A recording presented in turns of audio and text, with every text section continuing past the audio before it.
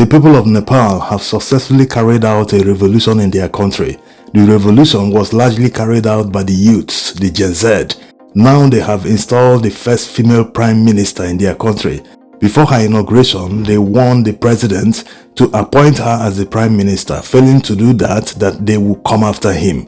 And he did as the people told him.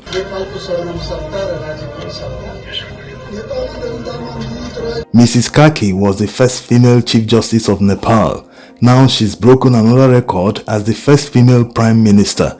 She is known for her anti-corruption stand. She has a good reputation, which brings us to why the protests happened in the first place. The people, the youths, could no longer tolerate the corruption of the political elite. That was why they chose her. She also participated in the protest. So the lesson here is that power rests with the people. In a democracy or in any government at all, it is still the people who have the power. Yes, and look at how they literally changed their country under few days. They revolted against the ruling class, chased the regime away, and installed the person they want. When they started exposing the corruption of the political elite in power, they were posting videos on social media instead of the government at the time to listen to the people, to try and be performative about the whole thing. Make it look as if they are fighting corruption, that they are against it. They should have just set an example with one person. Yes, scapegoat one person to prove to the people that, hey, it's not actually what you think. They should have capitalized on the negative news against them and turned it to a positive news. But they failed. Instead of listening to the people, what did they do? They banned social media apps. They tried to block access to many social media apps in Nepal so as to force the people to stop posting and exposing their corruption. Is that the way to go? No. Just like what is happening in Nigeria. A journalist exposed the state of health, the state of hospitals in Kebbi State. Instead of the governor, who is always seen in videos they post on social media, you see him commissioning one project or the other. Instead of him to thank the journalist and say, thank you for bringing this to our notice. We didn't know something like this exists. The journalist simply exposed a hospital where this man lying on a metal bed without mattress, without foam, without anything. And another hospital that was flooded. And people were still receiving treatment in a flooded hospital. So instead of the governor capitalizing on this negative thing to turn it to positive, he would have just led a media team to the hospital that was flooded and toured the entire place, asking the staff on camera, this place is flooded, why didn't you report? Who is the MD of this place? Who is this? Who is in charge? Why didn't they bring this to my office to make me aware that something like this exists in Kebbi State? Also, the other hospital where a man was seen lying on a metal bed, he would have done the same thing. The people wouldn't even make a buzz about it. And in a few months' time, or maybe in 1 month, he will make another tour, revealing that they have carried out a proper renovation. He didn't do all this. This was a chance for him to prove himself, to turn negative to positive. But because they are so consumed with politics, they are so consumed with things that don't matter, they didn't think about it this way. They were only after the exposure. People have seen that, hospitals were flooded and all that. They were just looking at the bad publicity instead of taking advantage. And another bad thing the governor did was to arrest the journalist. For what reason? This is free speech. Even under military, they wouldn't do this. Why do these politicians conduct themselves as emperors? We're in a democracy. You are just a governor. That doesn't make you any different from any other citizen of Kebbi State or any other citizen of Nigeria for that matter. Why arrest a journalist for exposing the health situation in Kebbi State? It doesn't make any sense at all. And the policemen that arrested the journalist, including the Commissioner of Police of Kebbi State, they should be ashamed of themselves. They keep proving to Nigerians that they are for the highest bidder. They can't just be carrying out illegal orders, even if it's from the president or the governor. No, you are there to serve the public. Anyone that tells you to arrest someone, you should question the person. What did he do? For what reason are we going to arrest him? Yes, tell them you will conduct an investigation before arresting anyone. As a matter of fact, it is not the responsibility of citizens, whether the governor or other commanding officers, to just wake up and ask the police to arrest someone. No, there has to be a procedure.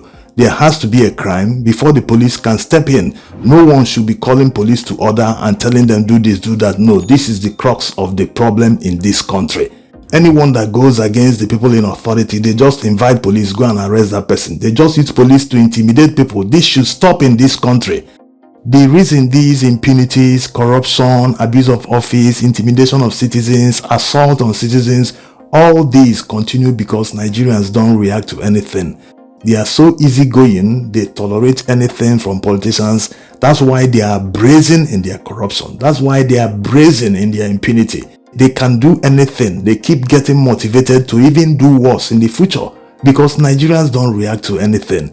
If you make a side-by-side comparison between Nepal and Nigeria, you will see that the politicians in Nepal, the money and corruption, what they stole, might not even be up to 2% of what Nigerian politicians steal.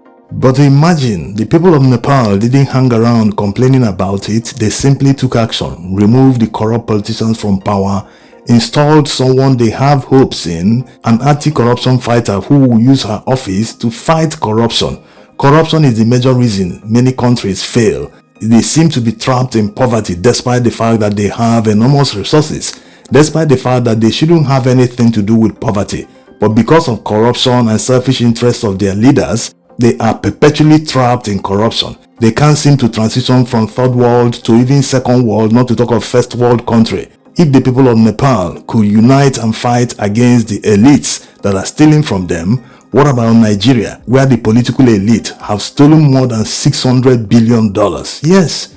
So you can imagine what that money would have done to Nigeria's economy. They continue to steal, especially under this administration, an administration that continues to borrow billions of dollars despite removing petroleum subsidy, despite telling Nigerians that the money for subsidies should be diverted into other sectors that would develop this country. But no, despite not paying petroleum subsidy, he has borrowed more in 2 years compared to Buhari's 8 years. Can you imagine?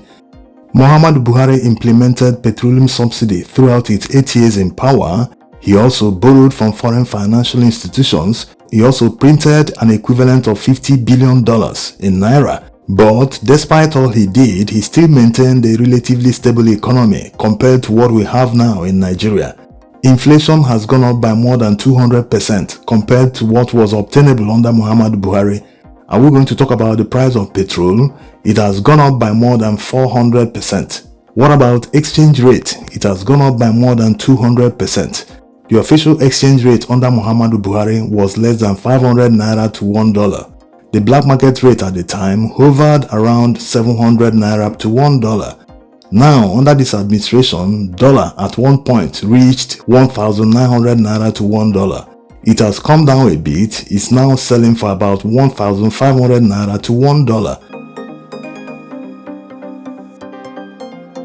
So you can see the situation is worse today, and they are so brazen about their incompetence. Anyone they see criticizing them, the person is immediately hounded and targeted by the police. They arrest the person, start intimidating and assaulting the person just to break that person, just to make sure the person never ever tries to criticize them.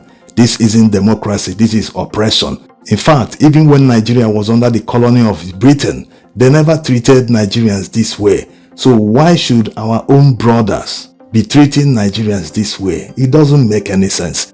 The reason this persists, like already said, is because Nigerians never react to anything.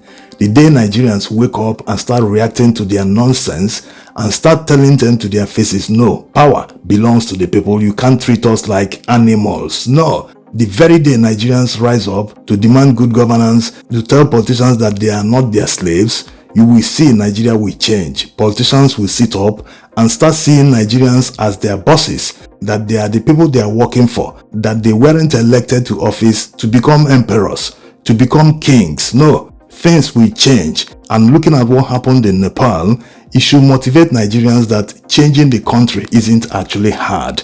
The reason people don't take action is simply because they believe that it will take enormous powers, enormous effort, sometimes impossible to change the system. No, it starts by Nigerians believing that it is possible. It starts by Nigerians resolving not to tolerate nonsense from politicians anymore. It starts by Nigerians being motivated by patriotism, not distracted by ethnicity, religion, and other things politicians use to divide us. Nepal is also a multi-ethnic country, but that didn't divide the people of Nepal. They still united under one cause and chased away the corrupt politicians and took back their country. This is very possible if Nigerian politicians refuse to change.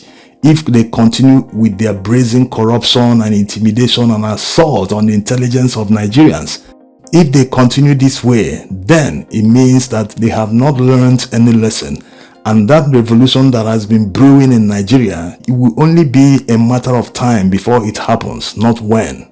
Thanks for watching.